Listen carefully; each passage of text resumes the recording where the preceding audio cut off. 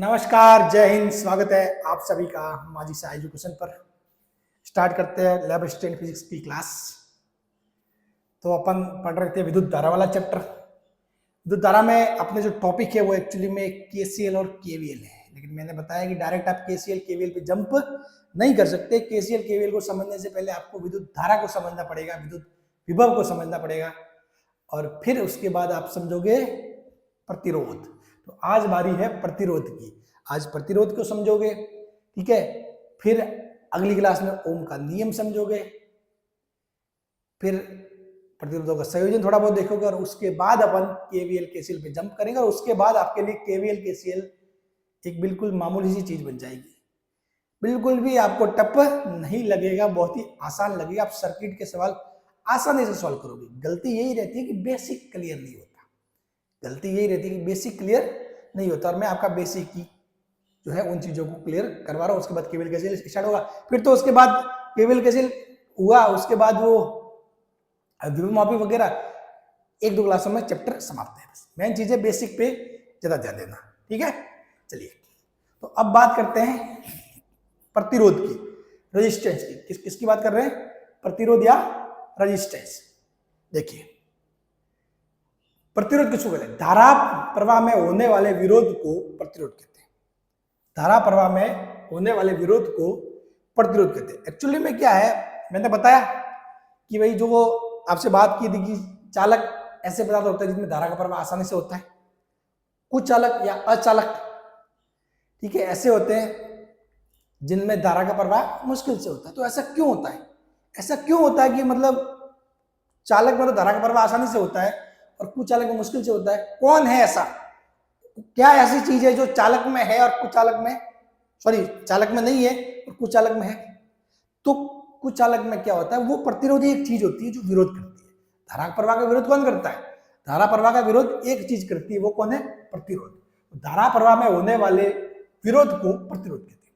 प्रतिरोध क्या करता है? धारा प्रवाह का विरोध करता है। प्रतिरोध ज्यादा होगा, ठीक है, तो धारा प्रवाह आसानी, मतलब प्रतिरोध ज्यादा होगा तो धारा प्रवाह मुश्किल से होगा, प्रतिरोध कम होगा तो धारा प्रवाह आसानी से होगा, ठीक है। तो प्रतिरोध क्या चीज होती है?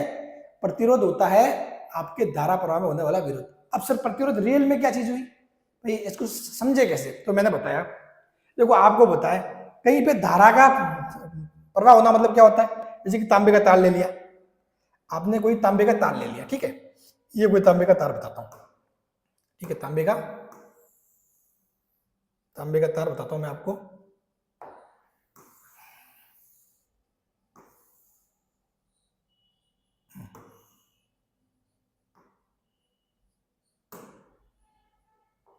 अब देखो, ये कोई तांबे का तार है, ठीक है। तो अब इसमें क्या हो रहा है, आपको पता है धारा बह रही है। धारा कैसे बह रही है? आई ऐसे बह रही है। तो धारा आई बह रही है, तो एक्चुअली में इसमें क्या होंगे, जो इलेक्ट्रॉन किस साइड बहेंगे? इस साइड। अपन ये कह रहे हैं कि धारा इस साइड बह रही है, तो इलेक्ट्रॉन किस साइड बह रहे होंगे? इस साइड बह रहे होंगे। लेकिन भाई ये इलेक्ट्रॉन जब बह रहे होंगे, इलेक्ट्रॉन बह रहे होंगे, तो बीच में क्या, ये जो तार बना हुआ है, तार, अपने तार लिया, तार किसी भी चीज का हो सकता है भाई, चांदी का हो सकता है, एल्यूमिनियम का हो सकता है, कॉपर का हो सकता है, तांबे का, ठीक है। तो उसके अंदर क्या हो सकता है? बहुत सारे डिफरेंट डिफरेंट टाइप के क्या होते हैं? एटम होते हैं, अणु।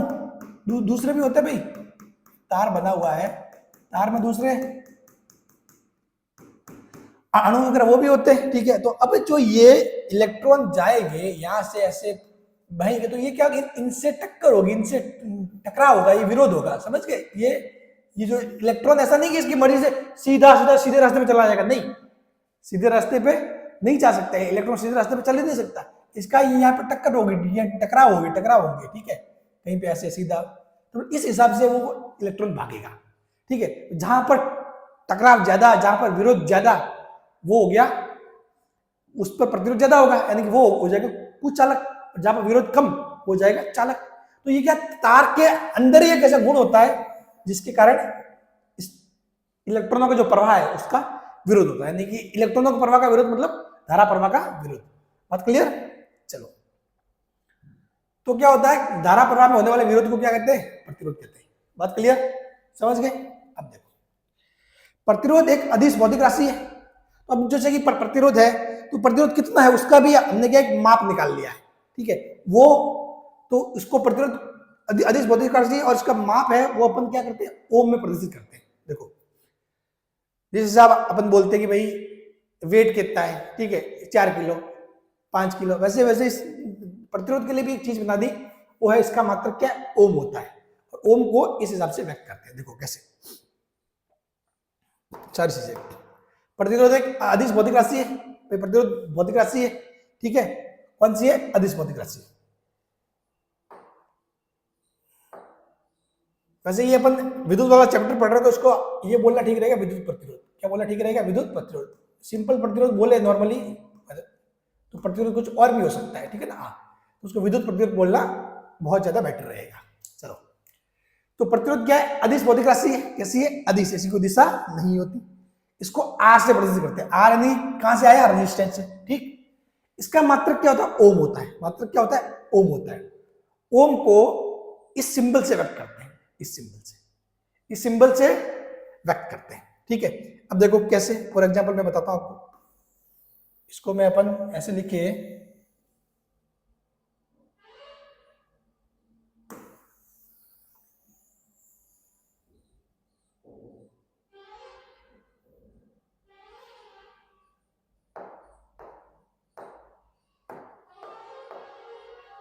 हाँ, अब जैसे कि मैंने लिख दिया, ऐसे लिखते प्रतिरोध बराबर प्रतिरोध,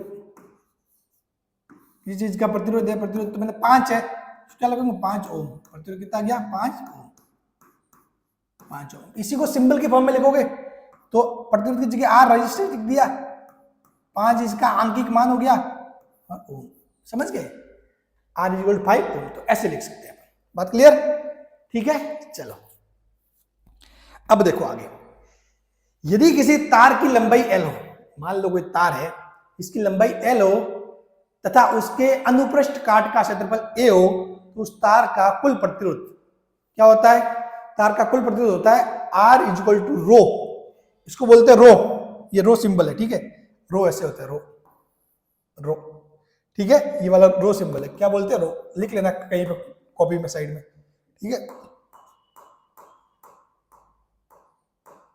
हाँ, तो रो एल, एल क्या तार की लंबाई बटा ए क्या उसकी अनुप्रस्थ काट का क्षेत्रफल, ठीक है। इस रो क्या होता है, एक्चुअली में रो को बोलते हैं प्रतिरोधकता या विशिष्ट प्रतिरोध। इस रो को क्या बोलते हैं, प्रतिरोधकता या विशिष्ट प्रतिरोध, ये बोलते हैं इस रो को। अब देखो सारी चीजें बताता हूं आपको, समझते हैं सारी चीजें। ये देखो, ये कोई तार है, ठीक है, तार की लंबाई एल है, ठीक है।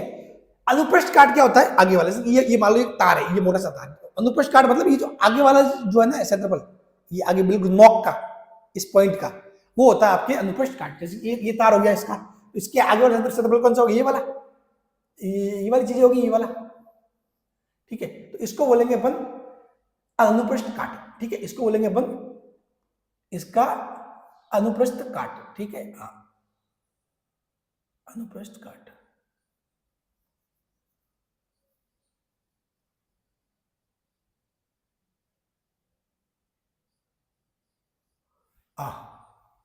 ठीक, तो सामने वाला जो नोक होता है, सामने वाला पॉइंट, तार के, तार जैसे पूरा तार लंबा है, तार के सामने वाला जो एरिया है उसको बोलते हैं अनुप्रस्थ काट और उसका क्षेत्रफल ए, ठीक है। ये लंबाई होगी उसकी एल। तो तार का जो प्रतिरोध होगा वो एक्चुअली में माना जाएगा R equal to rho L upon A, R equal to rho L upon A. Rho को बोलते हैं विशिष्ट प्रतिरोध या फिर प्रतिरोधकता, ठीक है। इसको क्या बोलते हैं, विशिष्ट प्रतिरोध या प्रतिरोधकता। यहां से देखो आर किसके समानुपाती, लंबाई के समानुपाती है। आर किसी भी तार का प्रतिरोध उसकी लंबाई के समानुपाती, और इसके जो क्षेत्रफल है उसकी क्या है, व्युत्क्रमानुपाती है। क्षेत्रफल की क्या है, व्युत्क्रमानुपाती है। आपको देखो सिंपल सी बात है, आप अगर आप जितना लंबा तार लोगे, तार जितना लंबा लोगे, तार जितना लंबा लोगे, आपके प्रतिरोध उतना ही ज्यादा होगा, प्रतिरोध उतना ही ज्यादा होगा। तभी तो हम क्या करते भाई अपने घर पे, जैसे कि आप एक जब बचपन में छोटे थे, क्या भी होगा, सेल लिया होगा, छोटा सा बल्ब लिया होगा, ठीक है, फिर ऐसे तार से लगा के इसे जोड़ा होगा, ठीक है। तो आपने जो तार लिया, जैसे कि ये सेल ले लिया, ठीक है, ये सेल ले लिया, ये सेल ले लिया, सेल, ये छोटा सा बल्ब आजकल तो पता नहीं बच्चे करते हैं नहीं करते, मैंने तो बहुत की चीजें। ये वो पहले पहले छोटे से बल्ब आते थे जो कांच वाले, नीचे गिरते फूट जाते थे। आजकल इस टाइप के बल्ब आते भी नहीं है, ठीक है। तो हमने ऐसे बहुत चीजें करते थे। ऐसे तार ये लगा दिया यहाँ पर, यह जोड़ दिया, ठीक है। अब देखो आपने जो ये तार लगाया ना, ये तार यदि आपने पतला सा लगाया मस्त, तो आपके क्या होगा, बल्ब बहुत तेज जलेगा, ठीक है। बल्ब बहुत तेज, क्योंकि पतला लगाया तार, आपने पतला लगाया, तो साफ बात है क्षेत्रफल है ए क्या हो गया, घट गया। तार पतला मतलब वो अनुप्रस्थ काट का क्षेत्रफल घट गया, ठीक है। अनुप्रस्थ काट का क्षेत्रफल घट गया, ठीक है। तो वो एक्चुअली में क्या होगा, एक बेटा उल्टा हो गया, उल्टा कर लिया अपने। तार जैसे कि आपने लिया पतला, तो अनुप्रस्थ क्षेत्रफल का क्षेत्रफल घटा, तो क्षेत्रफल घटा तो प्रतिरोध क्या हो जाएगा, बढ़ जाएगा। प्रतिरोध क्या हो जाएगा, बढ़ जाएगा, ठीक है। एक आपने तार ले लिया मोटा, तार ले लिया मोटा, ठीक है। मोटे के केस में क्या होगा, आपका ए बढ़ेगा तो प्रतिरोध क्या होगा, घट जाएगा। तो इस केस में धारा आसानी से बहेगी, धारा प्रवाह आसानी से होगा, ठीक है। तो मतलब आपको पता है, आप जितना लंबा तार लोगे, फिर लंबाई के समय देखो, जितना लंबा तार लोगे उतना ही आपको मतलब प्रतिरोध ज्यादा होगा। तो इस चीज का बल्ब के मतलब तेज जलने और कम जलने पे फर्क पड़ने वाला ही है, ठीक है। हाँ, तो तार जितना मोटा होगा, तार जितना मोटा होगा, धारा उतनी आसानी से जाएगी, धारा उतनी क्योंकि इलेक्ट्रॉनों के बहने के लिए जगह मिल गई ना भाई, इलेक्ट्रॉनों को बहने के लिए जगह मिल गई। तार जितना पतला उतना प्रतिरोध ज्यादा, ठीक है, क्योंकि बहने के लिए जगह नहीं है, ठीक है ना, ध्यान रखना ये चीजें। तो ये हो गया, आपके तार की लंबाई बढ़ाओगे, तार की लंबाई बढ़ाओगे तो प्रतिरोध बढ़ेगा, ठीक है। और तार जितना क्या करोगे, तार जितना काम में लोगे पतला कम, उतना प्रतिरोध ज्यादा हो जाएगा, ठीक है। तो अपने को सही चीज में क्या चाहिए, लंबाई होनी चाहिए, कम होनी चाहिए, लंबाई कम होनी चाहिए, और जो है तार मोटा होना चाहिए। मोटा होके भी इतना मोटा नहीं कि मतलब जहां से बेचारे वो इलेक्ट्रॉन घूम ही जाए, कहाँ जाना उनको, ठीक है, वो खुद ही उसके अंदर ही घूमते रहे। तो एक लिमिट होती है, या इससे ज्यादा तो मतलब वो भी वो धारा गायब भी हो जाएगी, वहां उसका कुछ इफेक्ट नहीं रहेगा, ठीक है। विद्युत क्षेत्र धुंधला हो जाएगा वहां पर। चलिए, ये हो गया। अब एक चीज बहुत बार पूछा जाता है, वो है विशिष्ट प्रतिरोध, रो का मात्रक क्या होता है, रो का मात्रक, विशिष्ट प्रतिरोध। तो देखो विशिष्ट प्रतिरोध रो है, देखो रो है, एक्चुअली रो को क्या लिखोगे यहां से, रो इज इक्वल टू क्या आ गया, रो इज इक्वल टू क्या जाएगा, R into A upon L, R into A upon L. देखो आर किस में, ओम में, ए किस में, मीटर स्क्वायर,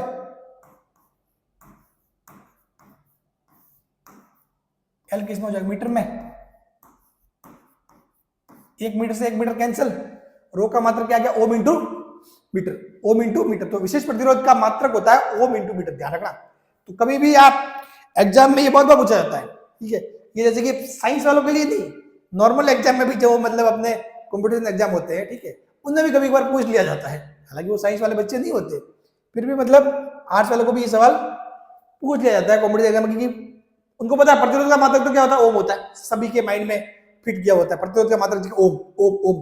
फिर देता है विशिष्ट प्रतिरोध, तो बोलते हैं विशिष्ट क्या है, प्रतिरोध प्रतिरोध प्रतिरोध है, विशिष्ट बोलो तो उससे क्या फर्क पड़ता है, उसका भी ओम ही होगा, नहीं, विशिष्ट प्रतिरोध का मात्रक होता है ohm into metre, ohm into metre, ठीक है। हाँ, ये बात ध्यान रखना। इसका मान तार के पदार्थ की प्रकृति तथा तापमान पर निर्भर करता है, इसका मान तार के पदार्थ की प्रकृति तथा तापमान पर निर्भर करता है। इसका मान है वो तार के पदार्थ की प्रकृति तथा तापमान पर निर्भर करता है, किसका, विशेष प्रतिरोध। जो विशेष प्रतिरोध रो है ना, रो, इसका मान किस पर निर्भर करता है, पदार्थ की प्रकृति, यानी पदार्थ कौन सा है, तांबा है, एल्यूमिनियम है, सोना है, चांदी है, ठीक है, और तापमान पर, कि तापमान पर निर्भर करता है, तापमान कितना है।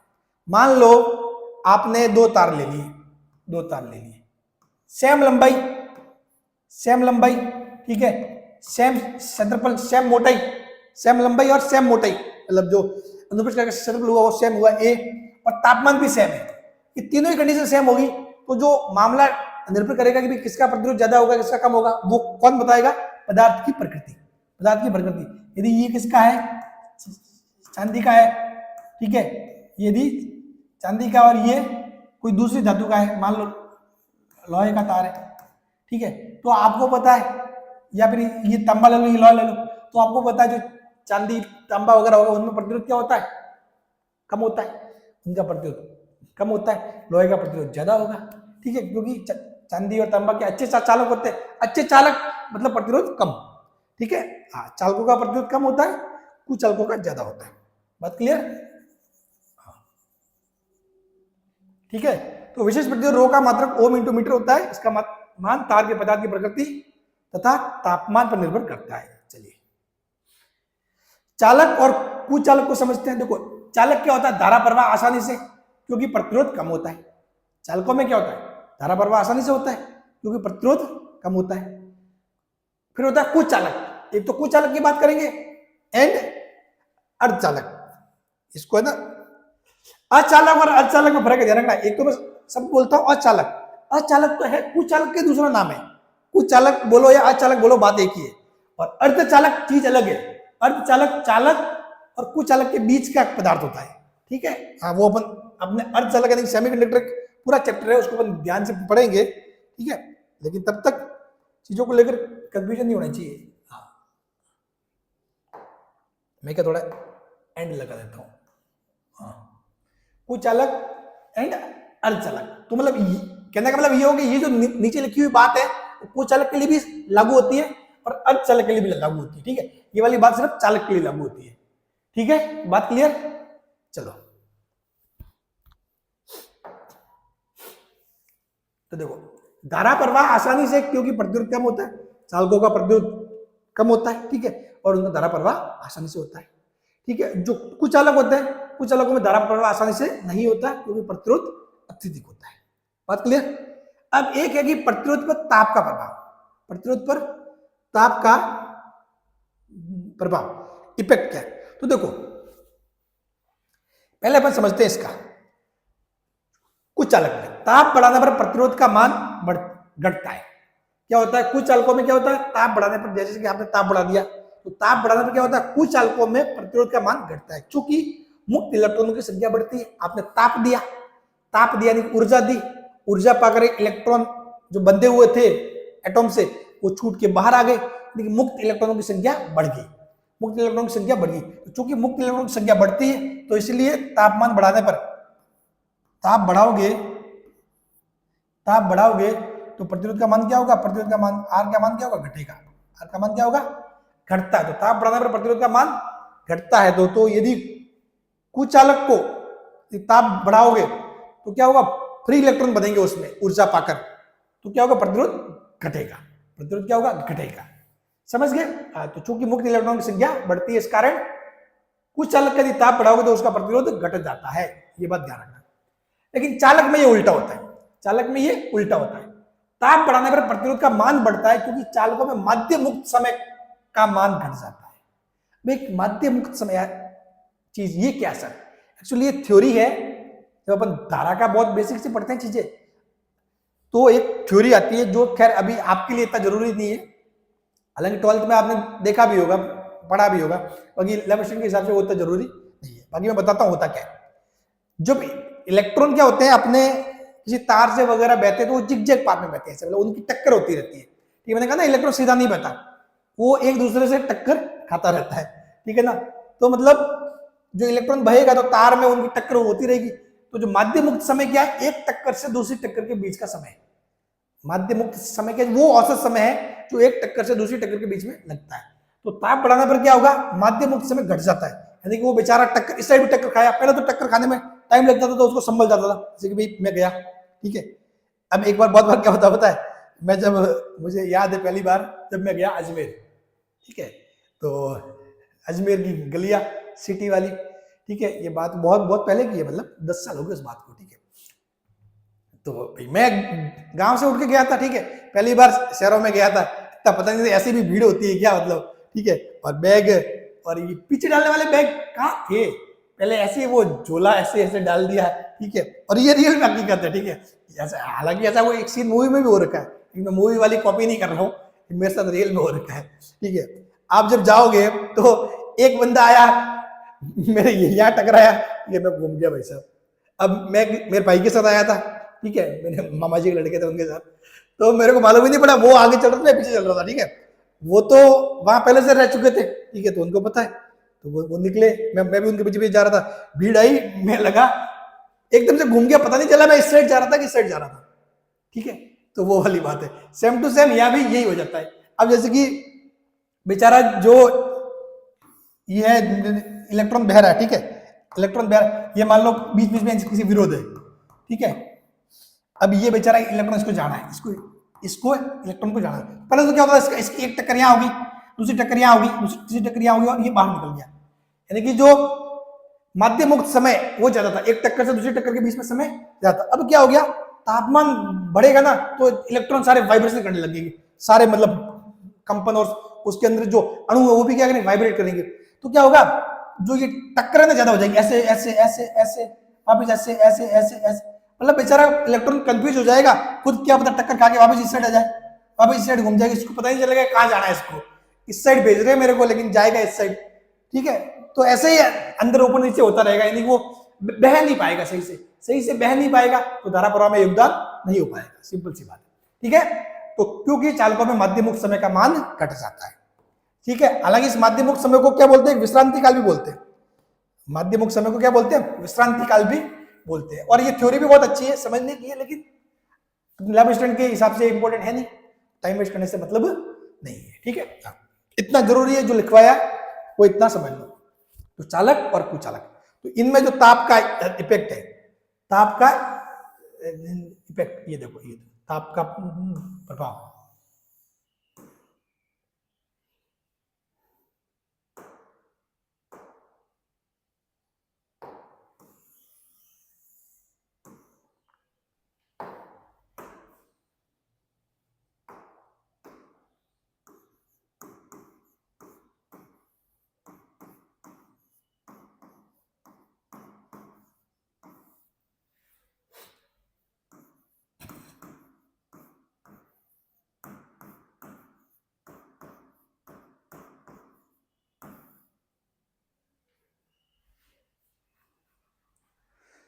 ठीक है, चलिए अब बढ़ते आगे। तो उम्मीद करता हूँ कि आपको धीरे धीरे चीजें समझ में आ रही है, आपके कॉन्सेप्ट क्लियर होते जा रहे हैं। एक फॉर्मूले होते हैं, हालांकि सिलेबस के हिसाब से ज्यादा इंपोर्टेंट तो नहीं कहेंगे, फिर भी देख लो, ठीक है। प्रतिरोध की निर्भरता, तो आपको पता है प्रतिरोध किन किन चीजों पर निर्भर करेगा, एक तो करेगा रो पर, विशेष प्रतिरोध पर, एक लंबाई पर, एक अनुप्रस्थ काल के क्षेत्रफल ए पर, ठीक है। तो R equal rho L upon है, यानी कि आर किस पर डिपेंड हुआ, रो एल और ए पर निर्भर करता है। तो रो किस पर निर्भर करता है, अब अपन देखते हैं कि जो रो है वो किस पर निर्भर करता है, रो दो चीजों पर निर्भर करता है, एक तो पदार्थ की प्रकृति, तो पदार्थ तो भाई कौन कौन से डिपेंडेंट पदार्थ होगा, तो उसके साथ चीजें अलग अलग होगी, ठीक है। दूसरा होता है ताप, ताप पर, तो देखो ताप के मामले में एक फॉर्मूला होता है, R2 बराबर R1 कोष्टक में 1 plus alpha delta T, 1 plus alpha delta T, जहां डेल्टा टी क्या है, ताप में परिवर्तन, T2 माइनस T1, ताप में परिवर्तन कितना हुआ है, ठीक है, पहले कितना था बाद में कितना है, ठीक है। जहां ताप T1 पर प्रतिरोध R1 है, ताप T2 पर प्रतिरोध R2 है। तो आपको यदि मान लो ऐसा दे दे चीजें, ठीक है, ये आपको कि भाई बोल दिया कि इस ताप पर प्रतिरोध इतना था, फिर अब ताप इतना हो गया, तो नया प्रतिरोध बताओ, तो निकाल सकते हो, फॉर्मूला मान रखना है, T2 माइनस T1 करना है, ठीक है, और आपको R1 तो दिया हो गई, R2 आपको निकालना होता है, ठीक है, ये चीज होती है। एक चीज होती है ताप गुणांक, एक चीज होती है काम की, मैं आपको बताता हूं, ताप गुणांक, ताप गुणांक, ये ध्यान रखना, ये अक्सर पूछ भी लिए जाते हैं, ठीक है। ताप गुणांक क्या होता है, ये अल्फा, इस अल्फा को बोलते हैं ताप गुणांक, इस alpha 1 plus alpha delta T, इसको बोलते हैं ताप गुणांक।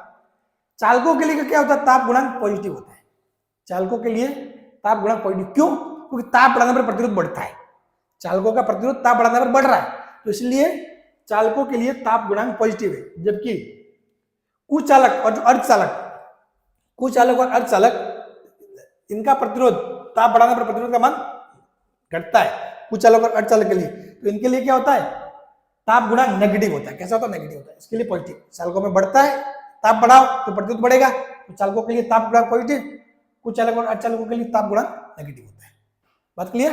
चलिए ठीक है।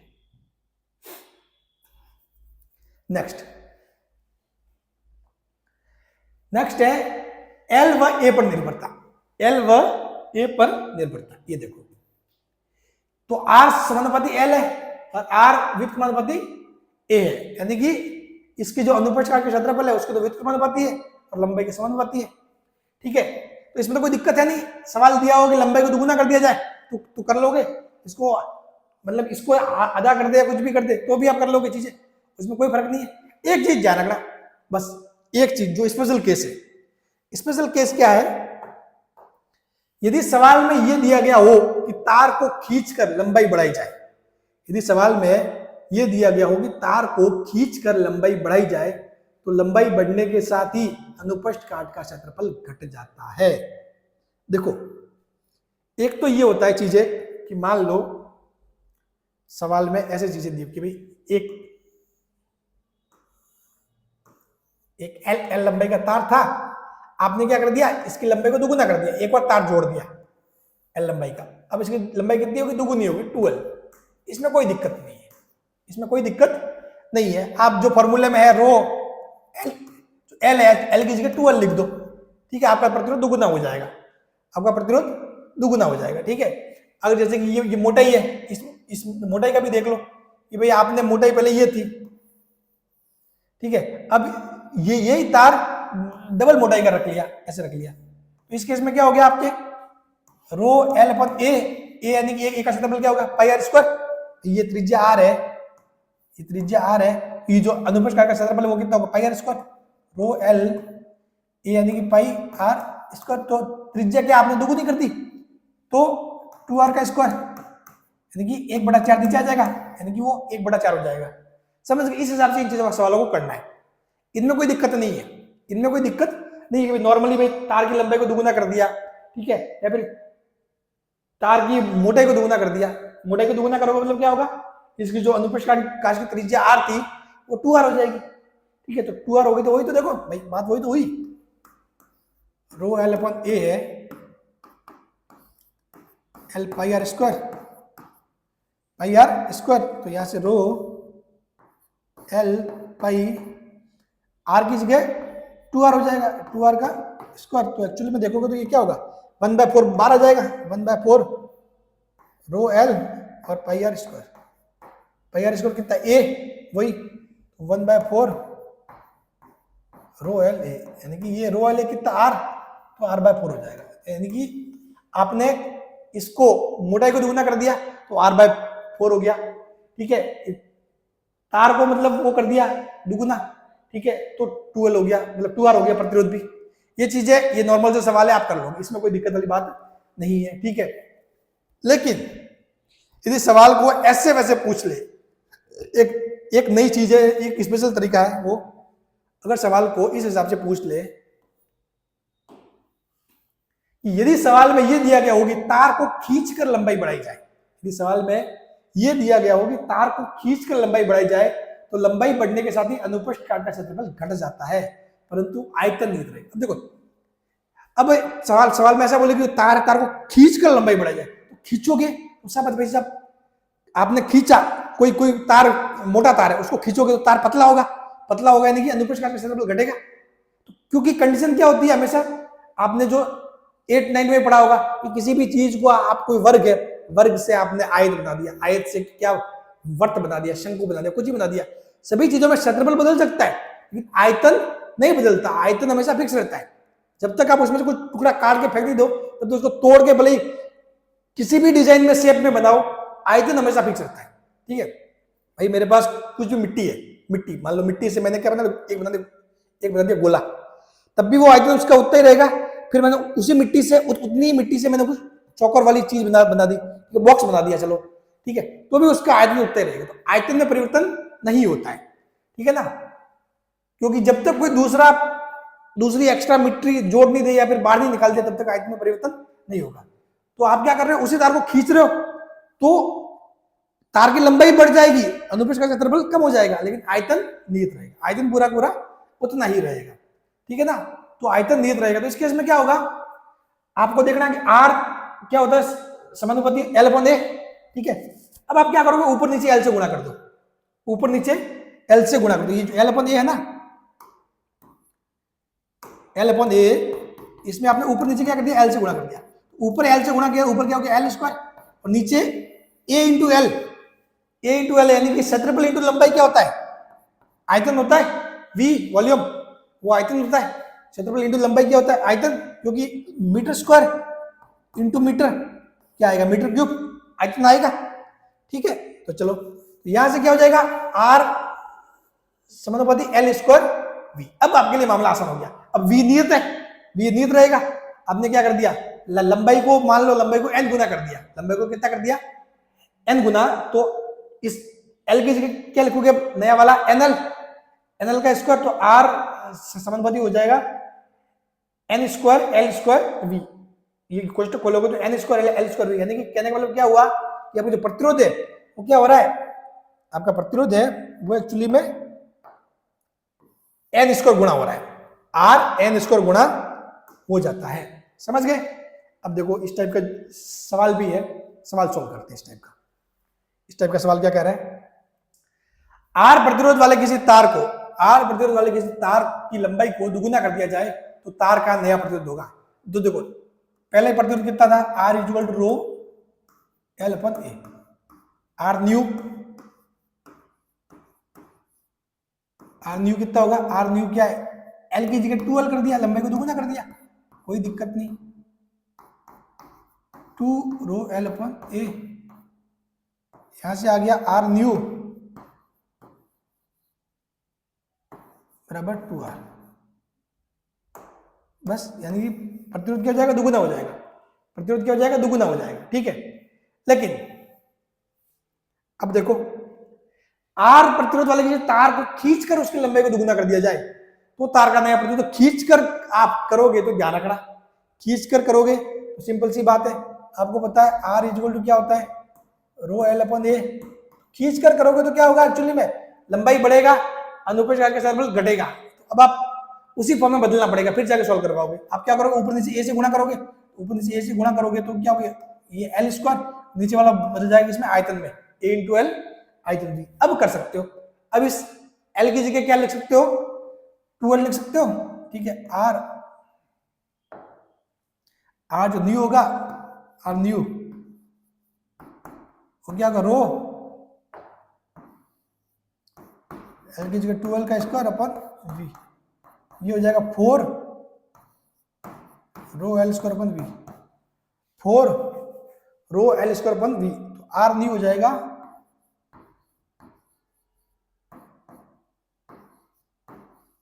4r, आर न्यू हो जाएगा 4r, ठीक है। समझ गए। तो ये ध्यान रखना, आप एग्जाम में आपको 2r भी ऑप्शन होगा, लेकिन ऑप्शन सही कौन सा होगा, ये वाला 4r। समझ गए। जब खींच कर दुगुना करे तो केस अलग हो जाता है, तब उस केस स्थिति में केस क्या हो जाता है, अलग हो जाता है, ठीक है। बात समझ गए। चलो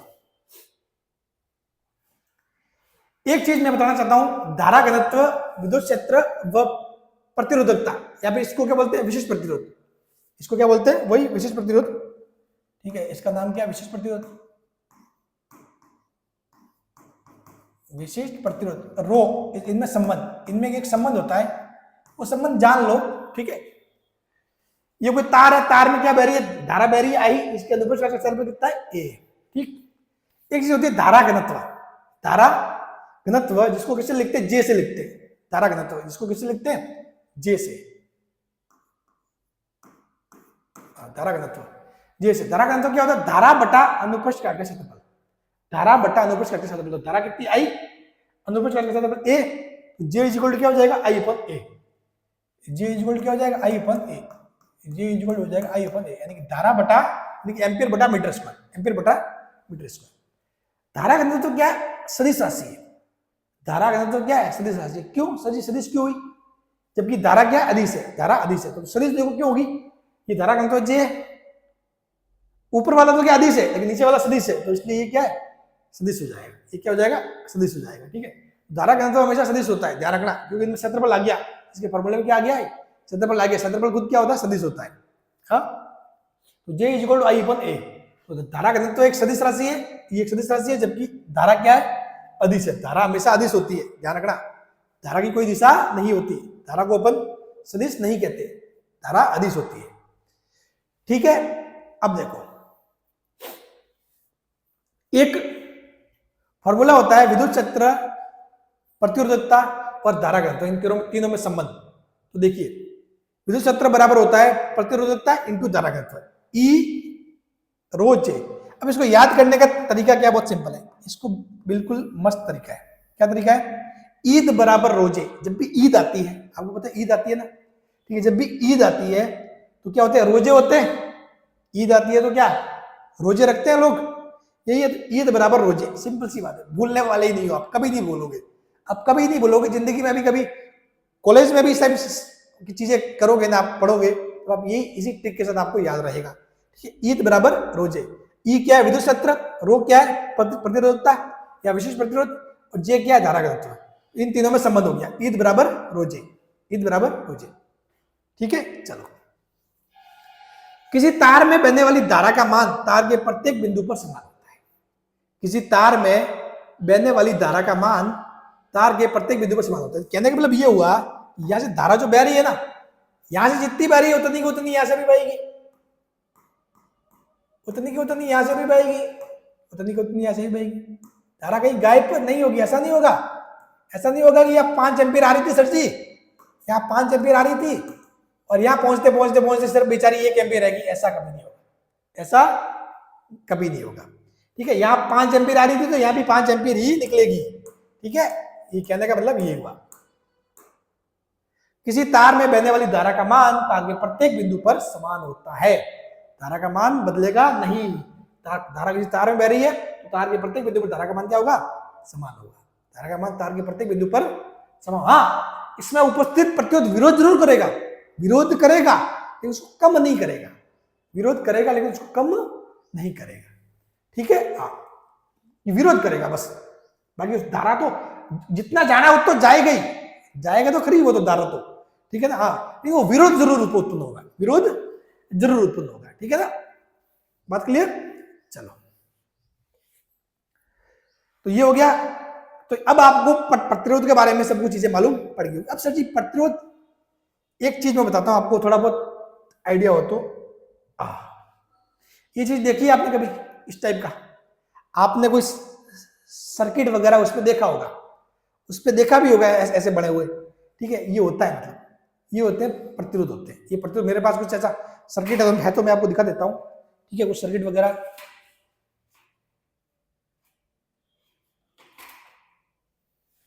है तो मैं दिखा देता हूं एक बार।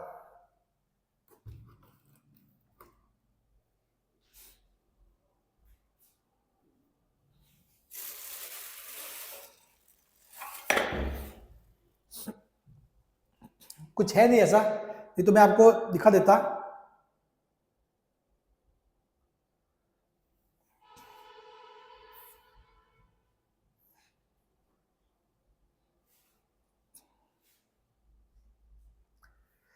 ठीक है, तो ऐसा कुछ है नहीं अभी अपने पास,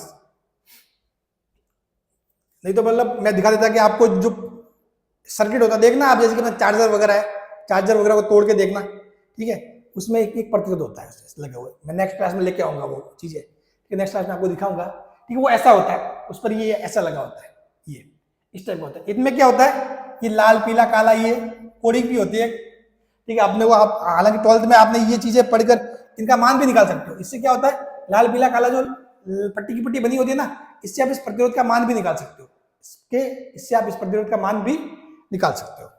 ठीक है ना, अब देखो, तो अब अपने क्या किया, प्रतिरोध बनाया है। एक्चुअली में क्या है, देखो दो चीजें बताता हूं।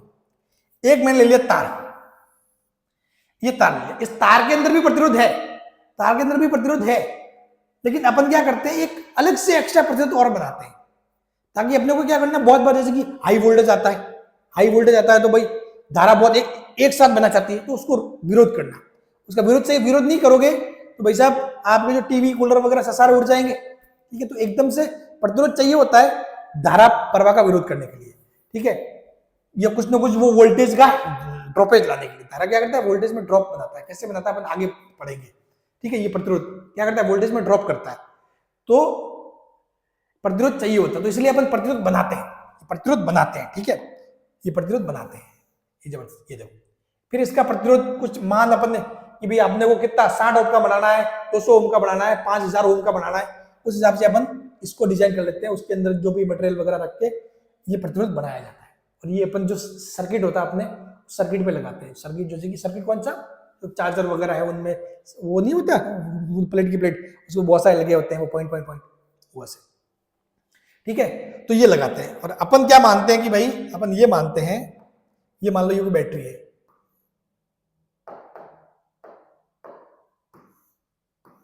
ये कोई बैटरी है, ठीक है।